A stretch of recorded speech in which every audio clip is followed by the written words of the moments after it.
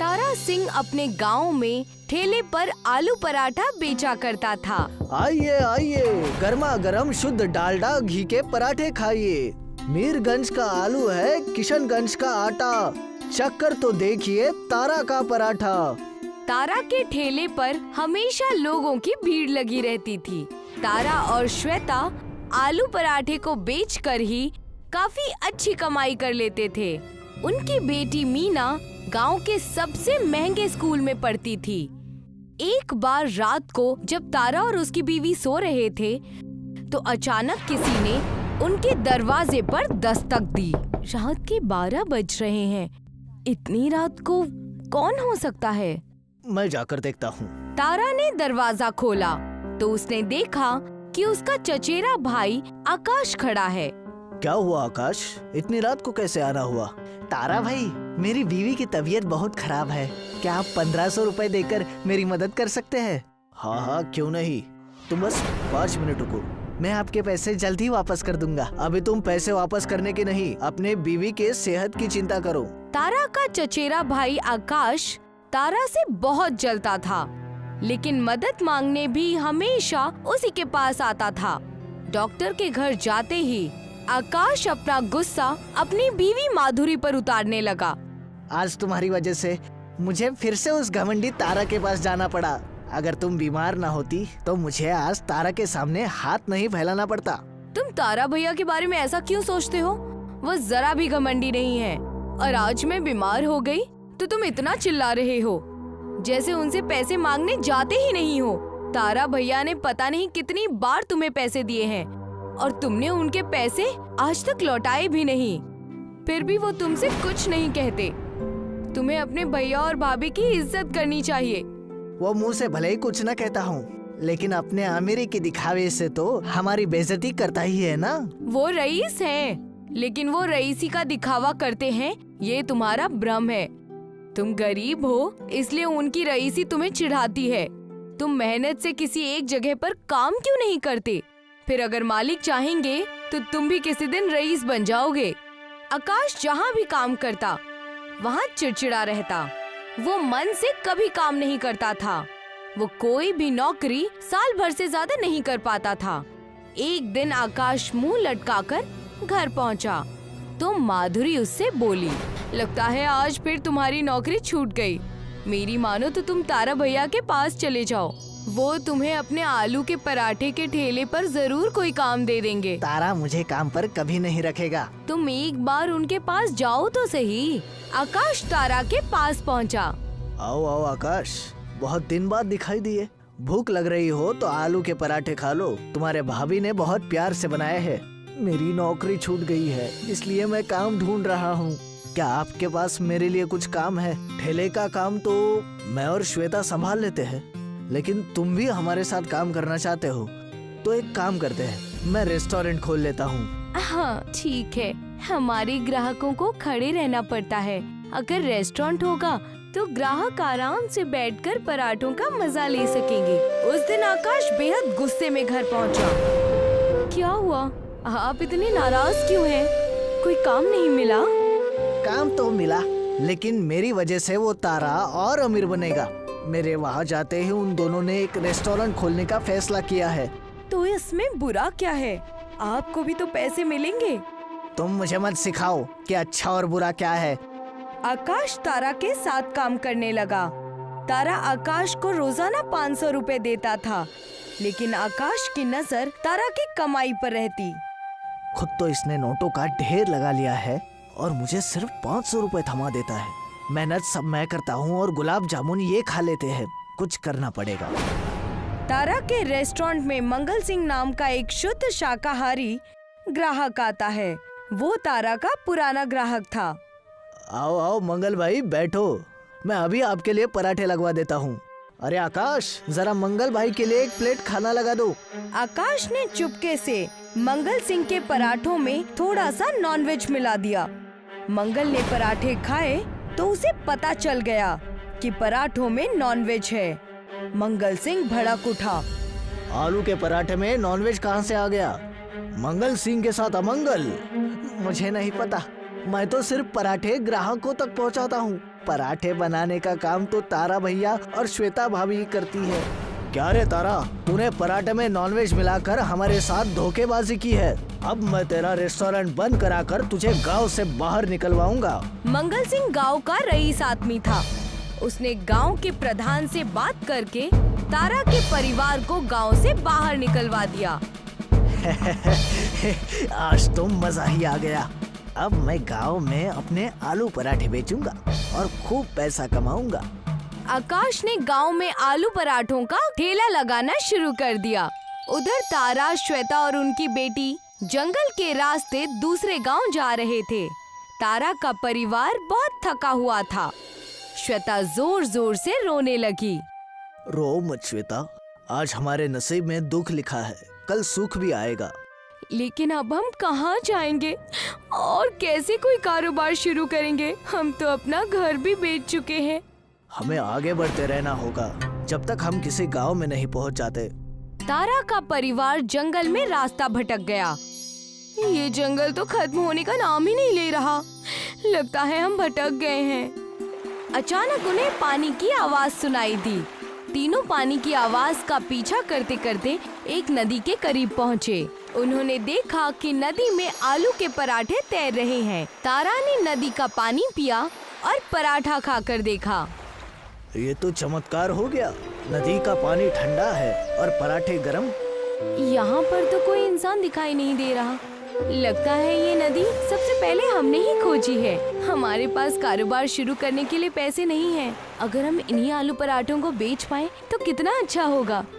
ठीक कहा, अब हमें बस एक गांव की तलाश है। कई किलोमीटर चलने के बाद वो बेसनपुर नाम के गांव में पहुंच गए। शुरू में उन्हें एक झोपड़ी में रहना पड़ा। तारा रोज अंधेरे में ही पराठों की नदी में चला जाता और ढेर सारे पराठे लेकर आता। फिर वो उन्हें गांव में बेचता। नदी के पराठों की खास बात ये थी कि वो कभी भी खराब नहीं होते थे। धीरे धीरे तारा की पैसों की तंगी खत्म हो गई और उसने एक मकान खरीद लिया। उधर आकाश भी अब गरीब नहीं रह गया था। उसने पराठे बेच बेच कर मोटरसाइकिल खरीद ली थी। आज गांव के एक आदमी ने मुझे बताया कि तारा और श्वेता बेसनपुर गांव में हैं। कल मैं उनसे मिलने जाऊंगा और उन गरीबों को अपनी मोटरसाइकिल दिखाकर चिढ़ाऊंगा। अगले दिन आकाश बेसनपुर गांव पहुंचा। उसने एक आदमी से पूछा, सुनो भाई, यहाँ तारा का घर कौन सा है? तारा आलू पराठे वाले का घर वो सामने है। आकाश ने जब देखा कि तारा बड़े मकान में रह रहा है तो उसका सारा जोश ठंडा पड़ गया। वो तारा के घर पहुंचा। अरे आकाश, इतने सालों बाद तू मिलने आए। हम तो तुम्हारा कब से इंतजार कर रहे थे। और बताओ, घर पे सब खैरियत तो है? हाँ भैया, सब ठीक है। तारा भैया, आप इतने जल्दी अमीर कैसे हो गए? तुम घर के आदमी हो इसलिए तुम्हें बताता हूँ। दरअसल हमें एक आलू पराठों की नदी मिल गई है। उस नदी से मैं पराठे यहाँ गांव में ले आता हूँ और गांव में मैंने 4 रेस्टोरेंट खोल रखे हैं। उनमें मैं पराठे बेचता हूँ। क्या आप मुझे वो नदी दिखा सकते हैं? हाँ, क्यों नहीं, मेरे साथ चलो। तारा आकाश को पराठों की नदी पर ले गया। ये तो सचमुच जादू है।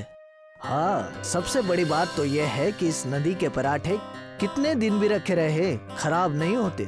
अगर तुम चाहो तो तुम भी इस नदी से पराठे ले जाकर अपने गांव में बेच सकते हो। आकाश अपने घर लौट आया। क्या हुआ? आप इतने नाराज क्यों हैं? क्या तारा भाई से मुलाकात नहीं हो पाई? तुम चुप रहो, मेरा दिमाग मत खाओ। तारा को आलू पराठों की जादुई नदी मिल गई। मैंने यहाँ गधों की तरह मेहनत की और लागत लगाकर थोड़ा मुनाफा कमाया। उधर तारा ने तो कोई मेहनत नहीं की और बिना लागत के सिर्फ मुनाफा ही मुनाफा कमाया। इसीलिए वो मुझसे भी ज्यादा अमीर बन गया। तारा भैया से जलने की कोई जरूरत नहीं है। तुम भी उस नदी से पराठे ला सकते हो। क्या तारा भैया ने तुम्हें वहाँ से पराठे लाने के लिए मना किया है? नहीं, मना तो नहीं किया, लेकिन मुझे जल्द से जल्द तारा से अमीर बनना है। तारा ने 4 रेस्टोरेंट खोले हैं तो मैं 10 खोलूंगा। सिर्फ गांव में ही नहीं, शहर में भी खोलूंगा और हर रेस्टोरेंट पर पराठों की सप्लाई करूंगा। अगले दिन आकाश तारा के पास पहुंचकर बोला, तारा भैया, मैं पराठों के नदी में एक बांध बनाऊंगा। बहती हुई नदी में सारे पराठे बह जा रहे हैं, उन्हें इकट्ठा करना मुश्किल है। मैं बांध बनाकर पानी रोक दूंगा और ढेर सारे पराठे इकट्ठा कर लूंगा। ऐसा करने की कोई जरूरत नहीं है। नदी का पानी कुदरती तौर पर बहता रहे तो ही अच्छा है। बांध बनाने की कोई जरूरत नहीं। और तुम बांध बनाओगे कैसे? मैं अकेले ही बांध बनाऊंगा। आकाश ने तारा की एक नहीं सुनी और उसने नदी पर एक बड़ा सा बांध बना दिया। आकाश पराठा इकट्ठे करने लगा। एक दिन जब आकाश नदी से पराठे इकट्ठे कर रहा था तो नदी का बांध बहुत ज्यादा पानी इकट्ठा हो जाने की वजह से फट गया और आकाश नदी में बह गया। फिर उसका कुछ अता पता नहीं चला। तभी तो कहते हैं इंसान को थोड़े में ही खुश रहना चाहिए। बहुत ज्यादा की लालच अच्छी नहीं होती। मोहनलाल गांव का एक कामयाब किसान था, लेकिन उसकी बीवी गायत्री की बीमारी में तकरीबन सभी खेत बिक चुके थे। इसलिए उसने अपने घर के पास पराठे की दुकान खोल ली थी। जल्दी उसके व्यवहार और लजीज पराठों ने तकरीबन कस्बे के सभी लोगों को अपना कायल बना दिया था। सुमित्रा और राजू के स्कूल के पास एक पिज्जा की दुकान खुली थी, जिसका प्रचार रेडियो, अखबार और ऑटो पर चिपकाकर पुरजोर तरीके से की गई थी। भाई कल हमने पिज्जा खाया। क्या पिज्जा था। मैं और मेरे अब्बू कार पार्किंग करके फौरन पिज्जा ऑर्डर करने गए। हमने घंटों इंतजार किया, तब हमें पिज्जा मिला। अच्छा, क्या इतना अच्छा स्वाद है पिज्जा का? और नहीं तो क्या, तुम लोगों को गार्ड दाखिल भी नहीं होने देगा। दाखिल क्यों नहीं होने देगा? अरे वो तुम्हारे अब्बू की फुटपाथ की दुकान थोड़ी ना है जो कोई भी मुंह उठाकर वहाँ चला जाएगा। उस दुकान का एक रुतबा है। बड़े बड़े लोग वहाँ अपनी गाड़ी लगाकर खड़े रहते हैं, तब जाकर उन्हें पिज्जा खाने को मिलता है। समझ गए? रॉकी की बातें सुनकर सभी हंसने लगते हैं। सुमित्रा को पराठे वाला का मजाक पसंद नहीं आता। राजू जब स्कूल से घर जा रहा होता है तो पिज्जा की दुकान पर लोगों की भीड़ देखकर रुक जाता है। सुमित्रा उसे समझा बुझाकर घर ले आती है। अब्बू जान हमें भी पिज्जा खाना है। ठीक है बेटा, खिला दूंगा किसी रोज। अभी गर्मा गर्म आलू के पराठे बनाए हैं, वो खा लो। मुझे नहीं खाना, मुझे तो पिज्जा ही खाना है। देखो राजू, पिज्जा बहुत महंगे आते हैं और हमारे पास उतने पैसे नहीं हैं कि तुम्हें पिज्जा खिलवा सकूं। लेकिन मैं वादा करता हूं कि एक रोज तुम्हें पिज्जा जरूर खिलाऊंगा। नहीं अब्बू जान, मुझे तो कल ही पिज्जा चाहिए। अगर पिज्जा नहीं मिला तो मैं और कुछ भी नहीं खाऊंगा। राजू, जिद मत करो। अब्बू कह रहे हैं ना कि एक दिन हमें पिज्जा खिलाने जरूर ले जाएंगे। नहीं बाजी, मुझे तो कल ही पिज्जा खाना है। रॉकी भाईजान ने स्कूल में बताया कि पिज्जा कितना जायकेदार होता है। अरे राजू, वो डॉक्टर का बेटा है, उसके पास बहुत सारे पैसे हैं। चल अब खाना खा। पराठे खाकर बच्चे सो गए, लेकिन मोहनलाल की आंखों से नींद बिल्कुल गायब थी। वो अपनी गरीबी को कोस रहा था कि कितना बेबस है वो, जो अपने बच्चों की मामूली खाने की ख्वाहिश भी पूरी नहीं कर सका। उसकी आंखों में आंसू आ गए। सोचते सोचते न जाने कब उसे नींद आ गई। कल सुबह बच्चे स्कूल गए। आज भी पूरे स्कूल में पिज्जा के ही चर्चे हो रहे थे। दोस्तों, कल मेरा यौम पैदाइश है और कल शाम को मेरी तरफ से जश्न है जिसमें हम पिज्जा पार्टी करेंगे। कल इतवार है और स्कूल की भी छुट्टी होगी। सभी कल शाम को अच्छे अच्छे कपड़े पहन कर आना। ओके भैया, हम भी आएंगे ना? हमें नहीं बोला आपने? नहीं, तुम लोग वहाँ शामिल नहीं हो सकते। वहाँ सभी बड़े बड़े लोग आते हैं, हैसियतदार लोग आते हैं। तुम बस पराठे खाओ। चल राजू, इनके पिज्जा से लाख गुना जायकेदार हमारे पराठे हैं। अरे जाओ जाओ, बंदर को क्या पता कि अदरक का स्वाद क्या होता है। स्कूल के बाहर जो पिज्जा का पोस्टर लगा है ना, बस उसे ही देखते रहो और पराठे खाओ। समझना कि पिज्जा खा रहे हो। रॉकी, ऐसा नहीं कहते। चलो सुमित्रा, इसे तो ऐसे ही बोलने की आदत है। राजू की फोटो देखकर पराठा खाने वाली बात पर सब हंसने लगते हैं। सुमित्रा और राजू को बहुत बुरा लगा। दोनों घर आ गए। अरे राजू, यूं मुंह लटकाए क्यों खड़े हो? वो अब्बू, बात ये है कि कल रॉकी का याम पैदाइश है और सभी को बुलाया है, पर हमें छोड़कर, क्योंकि वहाँ बड़े बड़े लोग होंगे। बस इतनी सी बात। कल मैं तुम्हें आलू के लज्जतदार पराठे बनाकर खिलाऊंगा और हम सब कल जश्न करेंगे। मुझे नहीं खाना पराठा, मुझे तो बस पिज्जा खाना है। मुझे पिज्जा चाहिए। बेटा, मैंने तुम्हें बताया ना कि अभी मेरे पास तुम लोगों के फीस भरने के लिए भी पैसे नहीं हैं, तो पिज्जा कहाँ से खिलाऊंगा?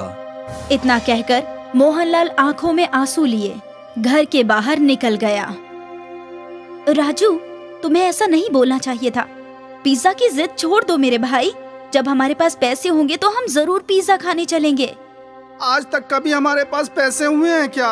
सब नए नए कपड़े पहनते हैं और हम 2 साल से एक ही कपड़े पहनते हैं। क्या हम कभी पिज्जा नहीं खा पाएंगे बाजी? ऐसी बात नहीं है मेरे भाई, हम लोग पिज्जा एक दिन जरूर खाएंगे। उस रात राजू ने खाना नहीं खाया। घर में किसी ने खाना नहीं खाया। सुबह मोहनलाल उठा और बाजार चला गया। वापस आया तो देखा कि राजू अभी तक सो रहा था। सुमित्रा से पता चला कि राजू अभी भी रूठा हुआ है, खाना भी नहीं खाया है। उठो बेटा, मैं आज तुम्हें पिज्जा पराठा खिलाऊंगा। चलो उठो। पिताजी, मैंने कह दिया ना कि जब तक मुझे पिज्जा नहीं मिलेगा मैं कुछ नहीं खाऊंगा। मोहनलाल पराठे पर चीज, फ्रूट्स और सैलेड डालकर पिज्जा बनाते हैं, लेकिन लाख समझाने के बावजूद राजू पिज्जा नहीं खाता। सुमित्रा भी पूरी कोशिश करती है राजू को मनाने की, पर नाकाम हो जाती है। आज फिर सभी भूखे पेट ही सो जाते हैं। आधी रात को राजू को जोर से भूख लगती है। वो बावर्ची खाने में जाकर रखा हुआ पराठा पिज्जा खाता है। उसे बहुत अच्छा लगता है। वो पराठा पिज्जा चट कर जाता है। मोहनलाल चुपचाप उसे खाते हुए देख लेता है। सुबह उठकर मोहनलाल बाजार चला जाता है। वापस आकर सुमित्रा को बुलाता है। सुमित्रा, ओ सुमित्रा, जी अब्बू, आई। ये लो पैसे और कल स्कूल से आते वक्त पिज्जा लेती आना। अब्बू, पैसे कहाँ से आए? वो कहीं से आ गए। और हाँ, मैंने टिफिन में पिज्जा पराठा रखा है, खा लेना याद से। सुमित्रा घर से स्कूल के लिए निकल रही होती है तो अब्बू की साइकिल बाहर नहीं खड़ी थी। समझने में देर न लगी कि अब्बू ने साइकिल बेचकर पैसे लाए थे। सुमित्रा और राजू स्कूल पहुँचे। स्कूल में रॉकी की कल की पिज्जा पार्टी की ही धूम थी। सभी की जुबान पर पिज्जा पार्टी की ही चर्चा थी। लंच में सुमित्रा और राजू पराठा पिज्जा खा रहे थे तो तभी वहाँ रीता आ गई। अरे, तुम लोग ये कौन सी डिश खा रहे हो? ये हमारे अब्बू ने बनाया है, पिज्जा पराठा। हाँ, ये स्पेशल डिश अब्बू ने बनाई है। लो, तुम भी खाओ, बहुत ही जायकेदार है। अरे वाह, ये तो हकीकत में बहुत जायकेदार है। ये तो बहुत ही अच्छा पराठा पिज्जा है। देखो, आओ देखो, पराठा पिज्जा कल के पार्टी वाले पिज्जा से कई गुना ज्यादा जायकेदार। सुमित्रा, मुझे भी एक टुकड़ा दो ना। हाँ हाँ, ये लो रॉकी, तुम भी खाओ। वाह, वाकई ये कितना लज्जतदार है पराठा पिज्जा। ऐसा तो मैंने अपनी जिंदगी में कभी नहीं खाया था।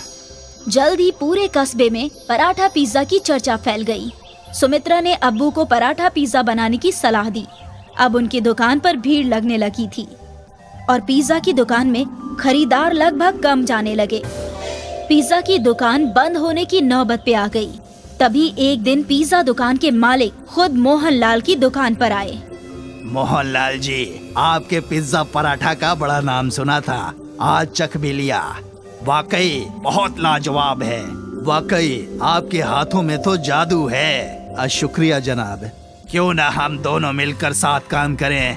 आप मेरी दुकान का इस्तेमाल कीजिए, मैं फराहमी और कारोबार की तशहीर देख लूंगा। जो भी नफा होगा आधा आधा बांट लेंगे।